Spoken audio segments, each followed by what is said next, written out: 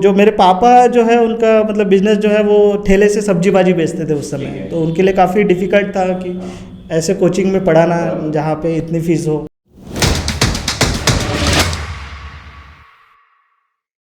Hello and welcome to one more exciting episode of the Rahul Dongre show. दोस्तों, CA बनना ये बड़ों बड़ों का सपना होता है और उस फील्ड में उसके लिए बहुत समय और बहुत ज़्यादा एजुकेशन लोग समय बिताते हैं। तो सीए कैसे बनते हैं, चार्टेड अकाउंटेंट की लाइफ क्या होती है, उसके अप्स एंड डाउन और सारी चीज़ों से डिस्कस करने के लिए आज हमारे साथ में है विक्रम बोरकर सर, जो एक सीए है नागपुर से। Welcome to the show sir.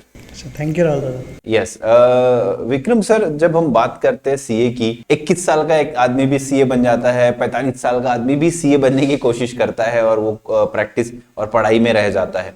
तो सीए बनना सच में इतना टफ होता है? वैसे अगर आप मुझे पूछोगे तो मैं तो यही कहूँगा कि सीए सिंपल है। अच्छा। सीए कोई भी बन सकता है। अच्छा। क्योंकि मैं बना हूँ तो कोई भी बन सकता है। अच्छा। तो लेकिन अगर हम देखते हैं तो सीए ये जो एग्ज़ाम है ये इंडिया में एक टफेस्ट एग्ज़ाम के तौर पे इसको देखा जाता है।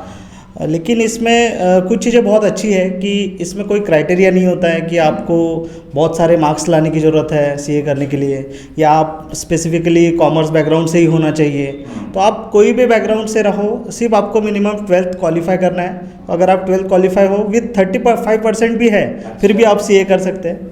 ये एक चीज़ है। दूसरा है कि इसमें एज का कोई क्राइटेरिया नहीं है कि अगर आपको लगता है कि मैं 60 इयर्स का हूँ, अभी रिटायर्ड हो गया कोई गवर्नमेंट जॉब से, और अभी आपको लग रहा है कि अभी मैंने सीए करना चाहिए, तो आप बिल्कुल कर सकते हैं। तो ऐसा कोई लिमिटेशन नहीं है। और इसमें नंबर ऑफ अटेम्प्ट्स का भी लिमिटेशन नहीं है कि आपको कितने अटेम्प्ट्स लग रहे हैं, मतलब जितने बार एग्ज़ाम देना पड़ रहा है, तो ऐसा कोई रेस्ट्रिक्शन भी नहीं है। तो इसीलिए ये जो फील्ड है ये बहुत ही यूनिक फील्ड है, ऐसे दिखती है, जहाँ पर कोई भी आ सकता है, कभी भी आ सकता है, कभी भी कर सकता है।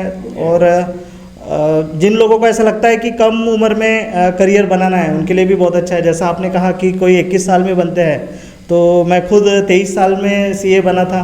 और मुझे सेकेंड अटेम्प्ट लगा था सीए फाइनल में, सेकेंड अटेम्प्ट में मैं पास हो गया था। बाकी एग्ज़ाम तो मैं फर्स्ट अटेम्प्ट में क्वालिफाई कर पाया।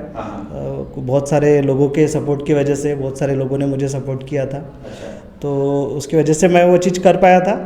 तो अगर मैं बात करूं, जैसे आप बोल रहे हैं कि अटेम्प्ट या फिर आपने फाइनल अटेम्प्ट में निकल आए, तो ये सीए के एग्जाम में जो मार्क्स होते हैं तो बेसिकली किस पैटर्न से होता है कि इतने परसेंटेज होने पे ही आप सीए डिक्लेयर हो गए?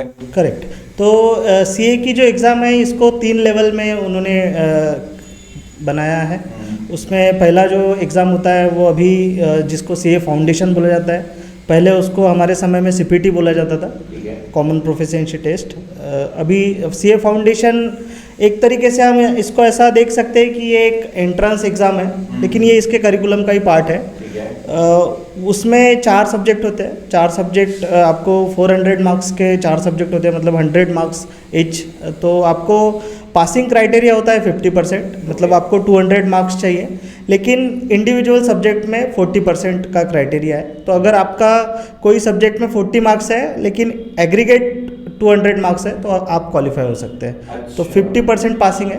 तो पहला सीए फाउंडेशन, फिर उसके बाद इंटरमीडिएट होता है, जिसमें 2 ग्रुप्स होते हैं। तो दोनों ग्रुप में ऑप्शन होता है, या आप तो एक साथ दोनों ग्रुप भी दे सकते हैं या एक ग्रुप दे सकते हैं। एक ग्रुप में हमारे समय पहले 4 सब्जेक्ट थे, दूसरे ग्रुप में 3 सब्जेक्ट थे। अभी दोनों भी ग्रुप में 3-3 सब्जेक्ट है। तो तीनों ग्रुप का भी वैसा ही है, 100 मार्क्स का एक पेपर होता है, और उसमें आपको पर सब्जेक्ट 40% मिनिमम मार्क्स चाहिए और एग्रीगेट 50% चाहिए, तो आप क्वालिफाई हो सकते हैं। और उसके बाद सीए फाइनल होता है। सीए फाइनल में भी 2 ग्रुप होते हैं। इसमें टोटल 8 सब्जेक्ट होते हैं, तो एक ग्रुप 4 सब्जेक्ट का। तो ऐसा करके दोनों ग्रुप में भी अगर आपको 400 मार्क्स है मिनिमम, बट इंडिविजुअल इसमें 40% चाहिए। इसमें एक ख़ास बात ये भी है कि अगर आपको कोई सब्जेक्ट में 39 मिले और आपका एग्रीगेट 201 है फाउंडेशन में, तो फिर भी आप फेल हो। अच्छा। मतलब आपको एग्रीगेट 50% तो मिल गए, बट इंडिविजुअल आपको 40% नहीं मिले। तो ये जो बनाया है इसीलिए ऐसा रखा गया है कि जो स्टूडेंट्स होते हैं उन्होंने सभी सब्जेक्ट को इक्वल इंपॉर्टेंस देना चाहिए। ऐसा नहीं कि मेरा ये एक फेवरेट सब्जेक्ट है। इसमें एक अच्छी चीज़, पॉजिटिव बात ये भी है कि इंस्टीट्यूट को ऐसा उन्होंने डिसाइड किया कि अगर कोई स्टूडेंट्स कोई सब्जेक्ट में 60+ मार्क्स लाता है, मतलब 60% उसको मिलता है मिनिमम, तो वो सब्जेक्ट उसको नेक्स्ट अटेम्प्ट के लिए एग्जाम किया जाता है।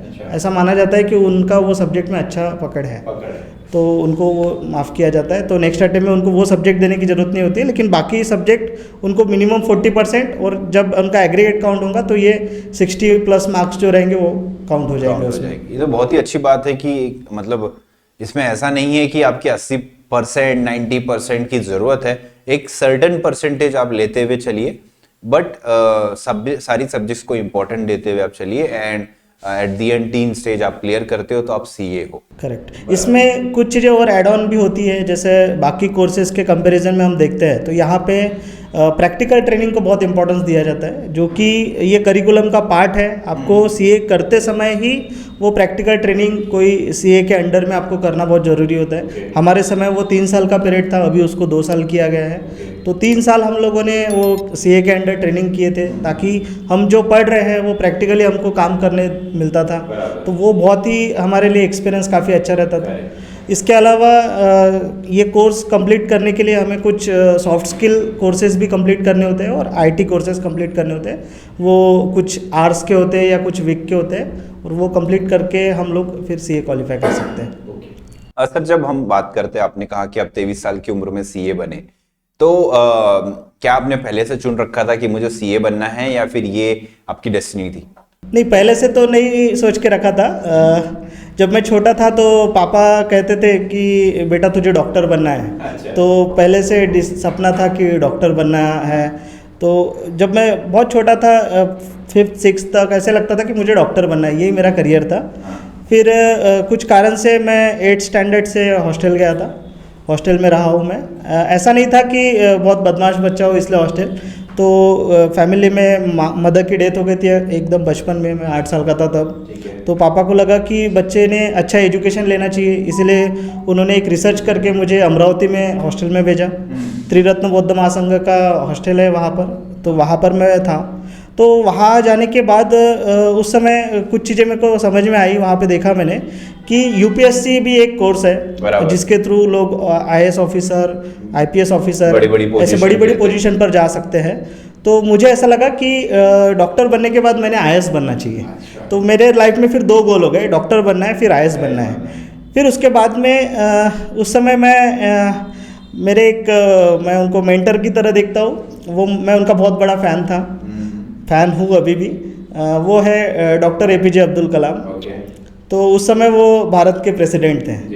तो उनको देख के, उनका काम करने का तरीका, उनकी हिस्ट्री, उनकी किताबें जब मैं पढ़ता था, मुझे एकदम बचपन में उनकी किताबें मिल गई। हॉस्टल में लाइब्रेरी होती थी, वहाँ पे उनकी किताब मिल गई थी, अग्निपंख। वो पढ़ने के बाद में मुझे ऐसा लगा कि इनके समान बनना चाहिए। तो फिर मेरे लाइफ में तीसरा गोल डिसाइड हुआ कि मुझे इस देश का राष्ट्रपति बनना है। तो मैं जब 8th क्लास में था तो हमारे हॉस्टल में ये आए थे सुपरविज़न के लिए, सोशल वेलफेयर डिपार्टमेंट के ऑफिसर। तो उन्होंने गलती से मुझे ही सवाल पूछ लिया कि बेटा आपको क्या बनना है। तो जब मैंने उनको ये आंसर दिया था कि मुझे पहले डॉक्टर बनना है, फिर आईएएस बनना है, फिर मुझे देश का प्रेसिडेंट बनना है, तो वो एकदम शॉक और बोले यार मैं पहली बार सुन रहा हूँ किसी को कि कोई प्रेसिडेंट बनना चाह रहा है। तो ये अराउंड 2006 की बात है। तो उन्होंने मुझे कहा मजाक में कि कम से कम मुझे पीए तो भी बना देना, बोले आपका।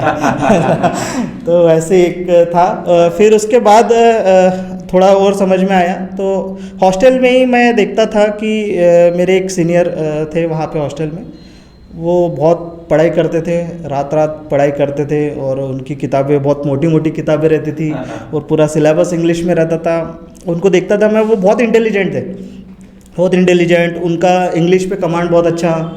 तो वो ये एग्ज़ाम के लिए प्रिपरेशन करते थे, और उनका प्रिपरेशन करने के बाद में ऐसा होता था कि रिज़ल्ट निगेटिव आता था। तो उनको देख के मेरे को बहुत मोटिवेशन मिलता था कि ये ऐसी कौन सी एग्ज़ाम है यार कि जो इतना इंटेलिजेंट पर्सन इसको पढ़ रहा है और फिर भी फेल हो रहा है। तो फिर मैंने उनसे बात किया, पूछा क्या होता है। बहुत ज़्यादा तो नहीं पता चला, बट सीए एक कोर्स होता है जिसमें नंबर्स होते हैं। तो मुझे पहले से मैथ्स में थोड़ा इंटरेस्ट था, साइंस थोड़ा डिफिकल्ट लगता था, फिर सोचा डॉक्टर बनना है, डॉक्टर के लिए साइंस ज़रूरी है। तो साइंस में इंटरेस्ट ना होने की वजह से मैथ्स में इंटरेस्ट था, तो मुझे लगा कि सीए एक मेरे लाइफ में करियर हो सकता है। और जो जब 10th क्वालिफाई हुआ, 10th में एवरेज स्कोर था 78% आए थे मुझे। तो सभी लोग गाइड कर रहे थे कि आपने साइंस लेना चाहिए, लेकिन फिर डिसाइड हो गया था कि सीए करना है। तो मैंने 10th के बाद ही 11th में कॉमर्स में एडमिशन लिया और सीए की जर्नी स्टार्ट। वंडरफुल सर, बहुत ही इंस्पायरिंग आपकी एक स्टोरी है। और कहीं ना कहीं जब आप हॉस्टल गए वहाँ से आपको ये चीज़ें पता चली।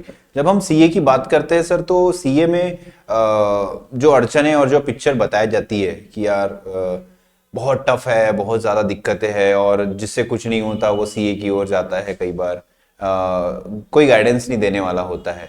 तो जब आप कम्युनिटी लेवल पे, अब जब एक बहुजन कम्युनिटी से आते हैं, तो किस तरीके का सपोर्ट आपको देखने मिला, या फिर आपको कुछ दिखा कि रोल मॉडल आपको दिखने लगे कि यार ये है, इसको देख के मैं सीए बनूं? करेक्ट। जब सीए स्टार्ट करना मैंने सोचा था, फिर पापा से डिस्कस किया कि मुझे सीए करना है। तो पापा को लगा कि सीए ये तो नया कोर्स दिख रहा है, इसके बारे में कुछ पता नहीं है। थोड़ा बहुत इन्फॉर्मेशन निकालने की कोशिश किए, फिर भी पापा को थोड़ा डाउट था कि ये कोर्स कैसे करेगा। हमको थोड़ा सा फाइनेंशियल बैकग्राउंड थोड़ा ये था, लो था, तो उनको लगता था कि बेटे ने जल्दी कमाना स्टार्ट करना चाहिए, तो ऐसा कोई करियर चूज़ करे जिसमें जल्दी अर्निंग स्टार्ट हो। तो मेरे पापा ने, उनके कुछ जो दोस्त है जो कोई बैंक में मैनेजर थे या कोई रेलवे में ड्राइवर थे, तो ऐसे कुछ लोगों से मुझे मिलवाने लेके गए और उनके साथ उनको बताया कि इसका 10th हो गया है, अभी इसने इतना स्कोर किया है, तो अभी ये सीए करना चाहता है, तो आपका क्या ओपिनियन है। तो अराउंड मैं 15 से 20 लोगों से मिला वहाँ पे, उन्होंने मुलाकात करवाया, और उसमें से मतलब मैं 15 लोगों से अगर मिला तो 14 लोगों ने बोला कि आप सीए मत कीजिए, क्योंकि सीए में बहुत सारी डिफ़िकल्टीज़ होती है। इसमें एक तो सबसे बड़ी डिफ़िकल्टी ये है कि आप कब बनोगे इसकी कोई गारंटी नहीं है। आप स्टार्ट तो कर दोगे, लेकिन इसमें कोई श्योरिटी नहीं है। सिर्फ एक ही पर्सन ऐसे थे जिन्होंने बोला कि नहीं तू सीए कर, क्योंकि उन्होंने एक सेंटेंस बोला था उसके साथ में कि जॉब मांगने वाले तो बहुत बन रहे, बोले हमको जॉब देने वाला बनना है, तो इसलिए तूने सीए करना चाहिए। और उन्होंने ही मुझे गाइड किया था, लेके गए सीए के इंस्टीट्यूट में नागपुर में, सीए की क्लासेस में, वहाँ पर विज़िट करवाया, उसमें और डिटेल मुझे पता चला। वहाँ जाने के बाद मुझे पता चला खास करके कि यहाँ पे मराठी सब्जेक्ट ही नहीं है। अच्छा। मराठी सब्जेक्ट नहीं, मैं घबरा गया। मैं बोला यार अभी तक के तो मैं मराठी मीडियम में पढ़ा। तो वहाँ पे जब जाने के बाद में फिर ऐसा लगा, और पापा के पास में भी उतने पैसे नहीं, जो मैंने कोचिंग की फ़ीस देखा तो बहुत ज़्यादा कोचिंग की फ़ीस थी, तो कैसे करेंगे। तो हम दोनों ने मिलके डिसाइड किया कि पापा आप 2 साल कुछ पैसे जमा कीजिए, मैं 2 साल इंग्लिश पे काम करता हूँ। तो 11th 12th मैंने इंग्लिश कॉमर्स लिया और इंग्लिश पे काम किया। पापा ने भी थोड़े बहुत पैसे जमा किए, और ऐसा करके हमने फाउंडेशन की जो या सीपीटी की कोचिंग ज्वाइन किए थे। कोचिंग में भी मैं वहाँ पे कैप्स में ज्वाइन किया था। वहाँ पे मैं पहला बच्चा था जो मेरे बाद से वहाँ पे शुरुआत हुई कि मैंने उनको बोला था कि मैं आपको इंस्टॉलमेंट में पैसे दूंगा, और उसके बाद में वहाँ पे वो कल्चर स्टार्ट हुआ कि इंस्टॉलमेंट में भी पैसे दे सकते हैं, अदरवाइज़ वहाँ पे पूरा एडवांस लिया जाता है। 4 महीने का वो कोर्स होता था। तो जो मेरे पापा जो है उनका मतलब बिजनेस जो है वो ठेले से सब्जी भाजी बेचते थे उस समय, तो उनके लिए काफ़ी डिफ़िकल्ट था कि ऐसे कोचिंग में पढ़ाना जहाँ पे इतनी फीस हो, तो वो एक चैलेंजिंग पार्ट था सर जब हम बात करते हैं सीए की, तो नेशनल लेवल पे हम लोग देखेंगे कि हर साल कितने सीए बनते हैं, और इन सीओ में भी अगर हम देखें कि क्या बहुजन समाज के सीए का रेशो क्या होता है। हर साल अगर हम देखें, अगर इसका ऑन एन एवरेज जो रिज़ल्ट होता है वो पहले तो काफ़ी कम लगता था, 1-2% रिज़ल्ट लगता था। धीरे धीरे बच्चे भी बहुत होशियार है और बहुत सारी फैसिलिटीज़ अवेलेबल है अभी। तो अभी सीए का रिज़ल्ट अराउंड 8 to 10%, 12% इतना आता है ऑन एन एवरेज।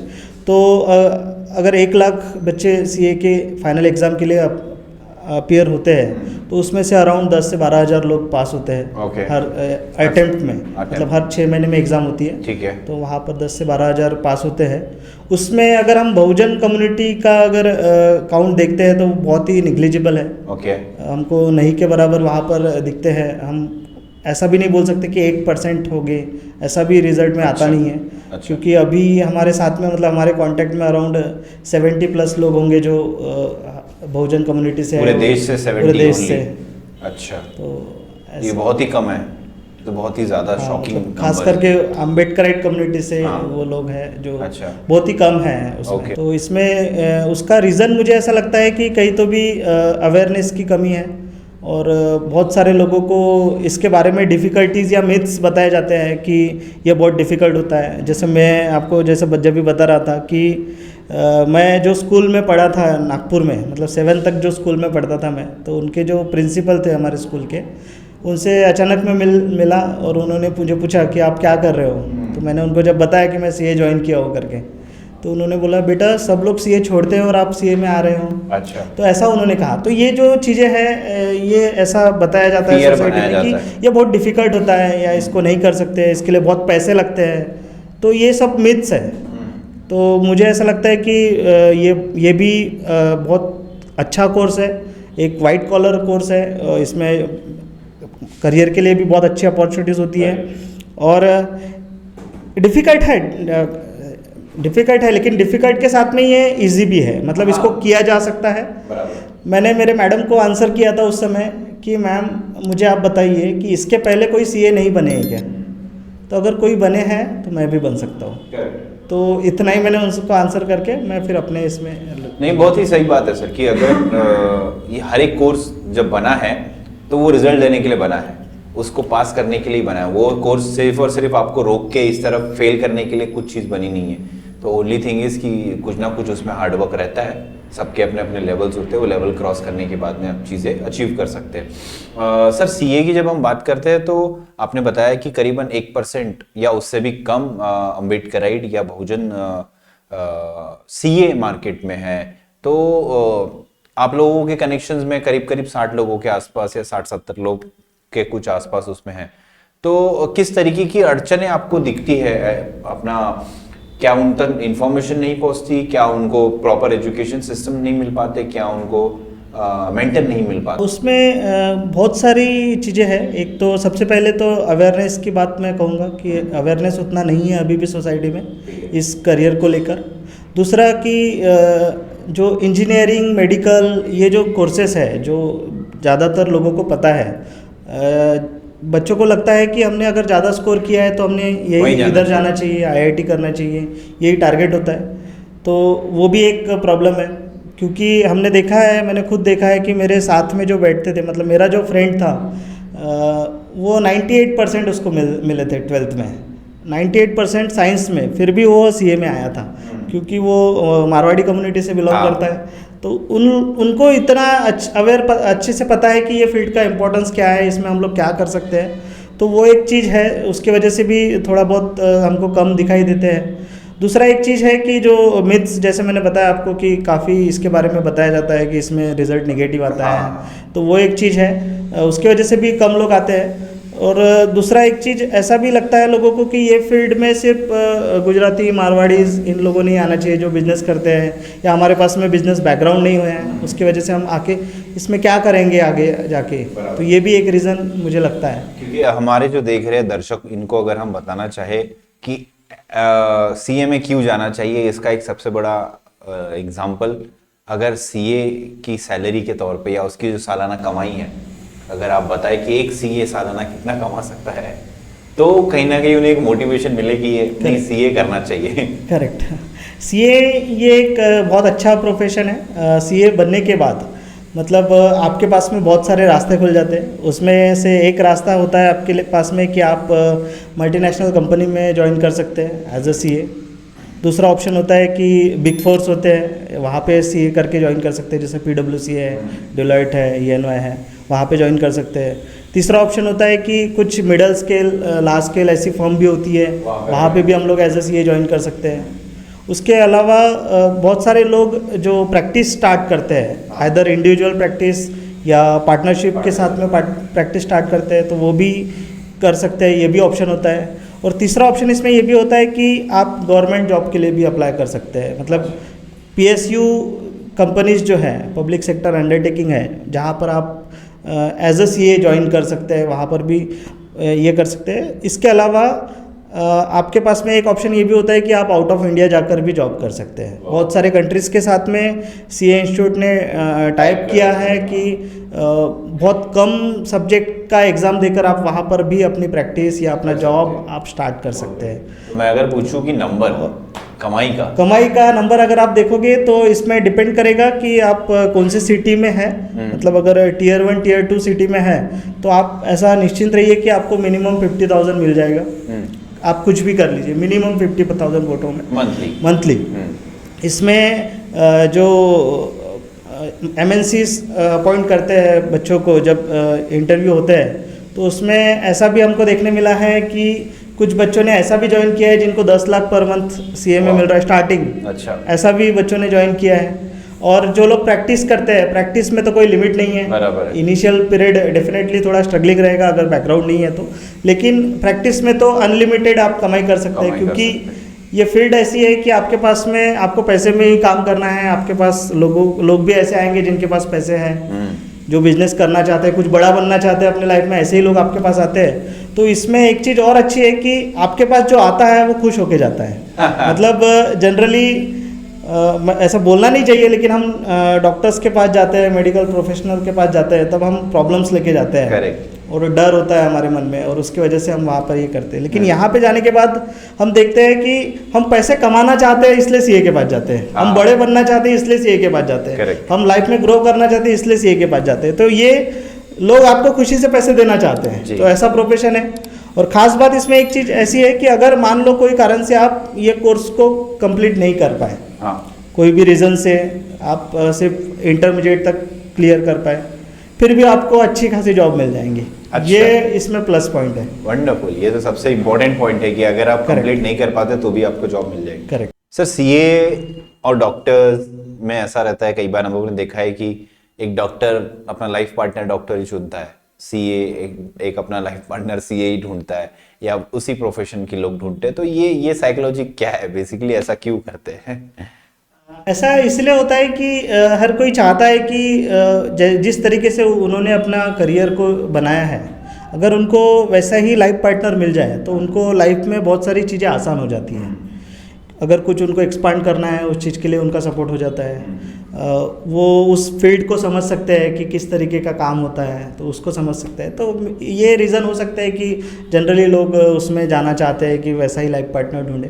तो ऐसा मुझे लगता है। आप लोग जब कंटिन्यूसली डॉक्यूमेंट, नंबर्स और रूल्स रेगुलेशंस इन सब चीज़ों को पढ़ते रहते हैं तो आप लोगों को बोर नहीं होता क्या? कई बार एक जनरल आम आदमी का क्वेश्चन है कि यार कंटिन्यूसली नंबर्स में रहते हैं आप लोग, कंटिन्यू एक्सेल शीट्स और टैली एंड ये सब चीज़ों से ही खेलते रहते हैं, तो कभी ऐसा लगता है कि यार ये क्या कर रहा हूँ? नहीं, क्योंकि कैसा है ना, खास करके आपको ये फील्ड में ऐसे ही लोग दिखेंगे जिनको नंबर से प्यार है, जो नंबर से बहुत प्यार करते हैं, जिनको नंबर ही पसंद है, तो उनको और मज़ा आता है जब नंबर्स को देखते हैं। और हम उसमें भी लैक्स एंड करोर्स को जब देखते हैं तो और मज़ा आता है कि, तो इसलिए वो चीज़ बोर तो नहीं होती है।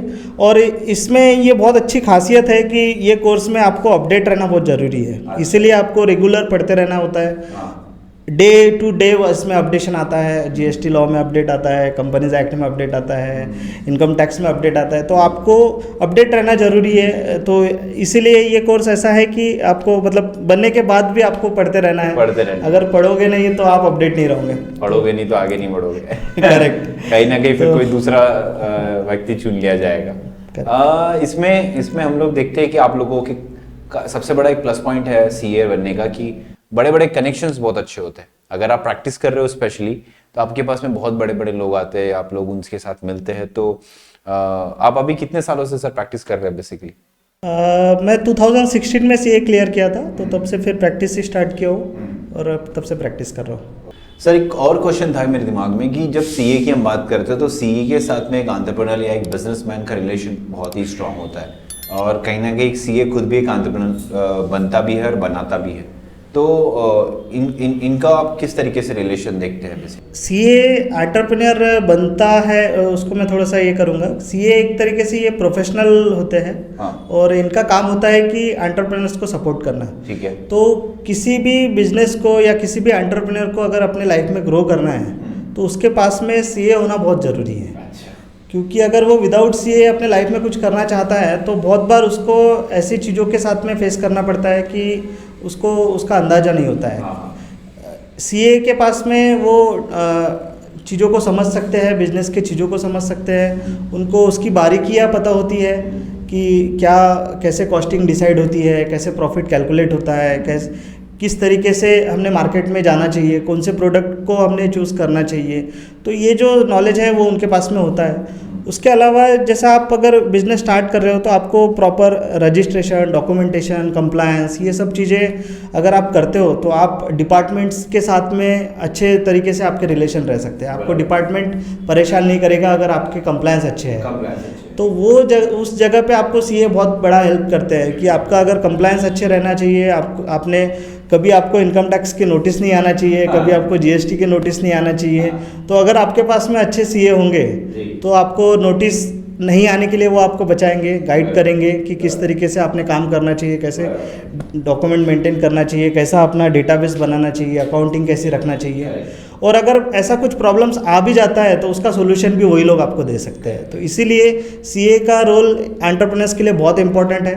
तो मैं सभी एंटरप्रेन्योर्स से को एक बात बताना चाहूँगा कि अपने लाइफ में आप एक सीए जरूर रखिए और उनके साथ कनेक्टेड रहिए, उनसे मिलते रहिए, उनसे बात कीजिए। आपको जब भी कुछ भी बिजनेस रिलेटेड कुछ भी लगता है तो उनसे शेयर कीजिए, ताकि वो आपके आइडियाज़ को ग्रोथ में कन्वर्ट करने के लिए आपको सपोर्ट कर सके। सर, आप लोग भी सीए के प्रोसेस करने के लिए, सीए बनने के लिए कुछ एक प्रोसेस चला रहे हैं, कुछ एक मिशन पे है हम लोग, तो मैं वो जानना चाहूँगा आप लोग क्या कर रहे हैं बेसिकली। बेसिकली क्या हुआ कि जैसे मैंने जब आपको पूरी स्टोरी बताया, सब चीज़ें बताया, तो 2016 में मैंने सीए क्लियर किया था। लेकिन सीए क्लियर करने तक मैं खास करके अपने कम्युनिटी से कोई भी सीए को जानता नहीं था। ठीक है। तो वो मेरे लिए बहुत बड़ा ये था कि मैं किसी से मिला नहीं था। उसकी वजह से बहुत सारी चीज़ें होती है लाइफ में जो बहुत ज़रूरी होती है। तो उसी समय दिमाग में आया था कि यार ऐसा तो नहीं होना चाहिए, अपने साथ ऐसा हुआ, लेकिन आने वाले फ्यूचर में जो लोग सीए बनना चाहते हैं उनको कुछ ये सब चीज़ें आसानी से मिल सके। तो उस समय फिर थोड़ा सा स्टार्ट किया कि अपने सीए कौन है, तो उनसे मिलना चालू किया। तो मुझे कुछ लोग मिले, कुछ लोग मिलने के बाद हम लोग जस्ट बैठे एक जगह पे, बैठ के हमने डिसाइड किया कि यार सही में ये फील्ड जो है बहुत अच्छी फील्ड है, हम लोगों ने यहाँ पे आए हैं, इतना अच्छा हम लोग कर रहे हैं इसमें, तो हमने आने वाले जनरेशन को भी इसके बारे में बताना चाहिए, हेल्प करना चाहिए। तो उसी समय हमने डिसाइड किया कि हम लोग इसका एक संगठन बनाएंगे, इसका ऑर्गेनाइजेशन बनाएंगे, और हमने Baba Saheb Ambedkar association of chartered accountants इस नाम से एक ऑर्गेनाइजेशन बनाया है जो सेक्शन 8 कंपनी में रजिस्टर्ड है। उसके थ्रू हम लोगों ने फिर जो सीए है अलग अलग सिटीज़ में, अलग अलग स्टेट में, उनको कनेक्ट करना स्टार्ट किया जो कम्युनिटी से बिलोंग करते हैं। तो अराउंड 70+ लोग हमको कांटेक्ट में आए, वो हमारे साथ अटैच है। उसके साथ ही हमारा एक टारगेट ये था कि हम लोग नए बच्चों को ये फील्ड में ला सके, ज़्यादा से ज़्यादा लोग आए ये फील्ड में। तो अभी हमारे साथ में 100+ स्टूडेंट हमारे साथ कनेक्टेड है जो सीए की अलग अलग एग्ज़ाम के लिए प्रिपेयर कर रहे हैं। और पिछले 3 साल में टोटल 7 लोग चार्टर्ड अकाउंटेंट बने हैं जो हमारे कांटेक्ट में थे। तो हम लोग उनको गाइड करने का, मेंटर करने का थोड़ा बहुत जैसा भी समय मिलता है वो कोशिश करते हैं, और आने वाले समय में हम उसमें और उनके लिए कुछ और एडिशन करना चाहते हैं। हो सके तो हम आने वाले समय में बच्चों के लिए कोचिंग क्लासेस भी अवेलेबल हो, क्योंकि आज सीए कोर्स में अगर कोई खर्चा अगर हमको देखा जाता है तो वो सिर्फ कोचिंग का ही है। अदरवाइज सीए कोर्स इस तरीके का कोर्स है कि आपका 0 रुपीज़ में ये कोर्स हो सकता है, 0 मतलब 0 रुपीज़ में कोर्स हो सकता है, ऐसा ये कोर्स है। तो इसीलिए जो भी बच्चों को अगर लगा आगे जाके कि सीए करना है तो हमारा फाउंडेशन है बाका फाउंडेशन, आप हमको कांटेक्ट कर सकते हैं। तो अगर आप सीए बनना चाहते हैं तो बाका फाउंडेशन, बाबा Saheb Ambedkar chartered accountant foundation को आप टच करें, सोशल मीडिया पे भी वो अवेलेबल है, एंड बाकी डिटेल्स आपको डिस्क्रिप्शन में मिल जाएगी। तो sir thank you so much, आपने अपना बहुमूल्य समय हमें दिया और सीए के बहुत सारे इनसाइट्स आपने दिए हमें, और आपकी जर्नी भी बहुत इंस्पायरिंग है, लोग आपसे इंस्पायर होते हैं, और खासकर जो अम्बेडकराइट ऑडियंस है उनके लिए एक आप बहुत बड़े आइडल है। जिनको भी सीए बनना है वो विक्रम सर से कनेक्ट कर सकते हैं। वो इजीली आपको अवेलेबल है, आपको वो गाइड करेंगे किस तरीके से अलग अलग स्टेप्स में हम लोग आगे जा सकते हैं। जो एग्ज़ाम्स होती है, क्या प्रिपेयर करना है, कहाँ से प्रिपेयर करना है, सब चीज़ों में सर आपकी मदद करेंगे। एंड ऐसे ही देखते रहिए and do subscribe our channel and thank you so much.